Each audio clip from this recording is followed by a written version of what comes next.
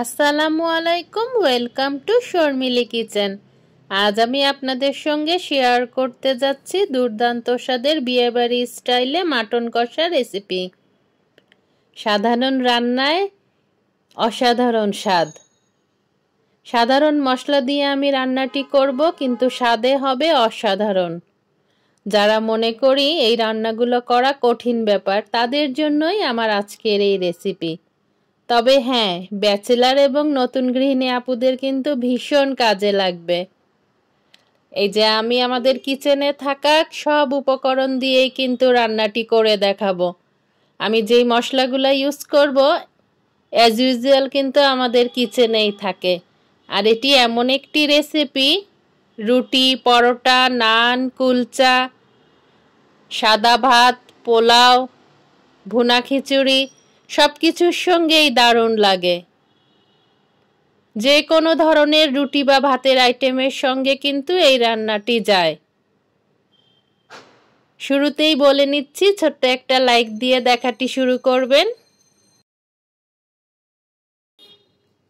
এখানে আমি মাটন কেটে ধুয়ে পরিষ্কার করে নিয়েছি। এই রান্নাটি করার জন্য আমি যদি একটু হাড্ডি এবং চর্বিযুক্ত মাংস নেই, আমার রান্নাটি ভালো হবে। আরও নিয়ে নিয়েছি পেঁয়াজ কুচি, আদা রসুন বাটা, ধনে এবং জিরে গুঁড়া, লবণ, শুকনা মরিচের গুঁড়া, হলুদের গুঁড়া, তেল এবং গরম মশলা এবং জিরা তেলে গুঁড়ো করে নিয়েছি আমি ঘরে। আস্ত গরম মশলা, তেজপাতা। পাত্রে আমি তেল গরম করে নিয়েছি। এবার পেঁয়াজটা ভেজে তারপর মাংসগুলা অ্যাড করে দেব। পেঁয়াজটা আমি বেশি বাদামি করব না, জাস্ট কালারটা চেঞ্জ হয়ে আসলে আমি মাটনগুলা অ্যাড করে দেব। তারপরে একে একে আমি মশলাগুলা সব দিয়ে দিচ্ছি। দিয়ে দিলাম আদা রসুন বাটা একত্রে, তারপরে দিয়ে দিচ্ছি মরিচের গুঁড়া, ধনে এবং জিরার গুঁড়া, তারপরে গরম মশলা এবং জিরা তেলে নিয়ে গুঁড়ো করা সেটা দিয়ে দিলাম।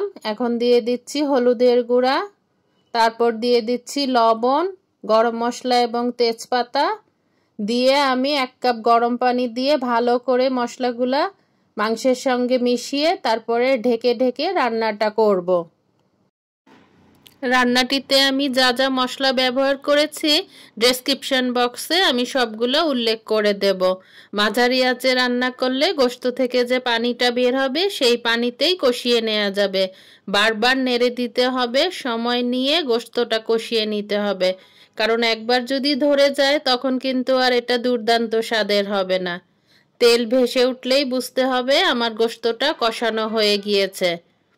এটা খেতে যেমন সুস্বাদু, কালারটাও কিন্তু খুব আকর্ষণীয়। এই কালারটা পেতে হলে আমাকে পুরোটা রান্নাই কষিয়ে কষিয়ে নিতে হবে। এখন ফুটন্ত পানি দিয়ে দমে রাখলেই আমার রান্নাটি কমপ্লিট। এই যে আমার তৈরি হয়ে গেল বিয়েবাড়ি স্টাইলে মাটন কষা রেসিপি। আমি এখানে শীতের সবজি দিয়ে ভুনা খিচুড়ি করেছি আজকে, এটা দিয়ে সার্ভ করেছি। এরকম মজার মজার রেসিপি পেতে চাইলে আমার চ্যানেলটিকে সাবস্ক্রাইব করে রাখতে পারেন। আর যারা সাবস্ক্রাইব করেছেন তাদেরকে অসংখ্য ধন্যবাদ। আজ আসি, আবারও চলে আসব নতুন কোনো রেসিপি নিয়ে। আপনারা সবাই ভালো থাকুন, সুস্থ থাকুন, আমার জন্য দোয়া করবেন। আল্লাহ হাফেজ, আসসালামু আলাইকুম।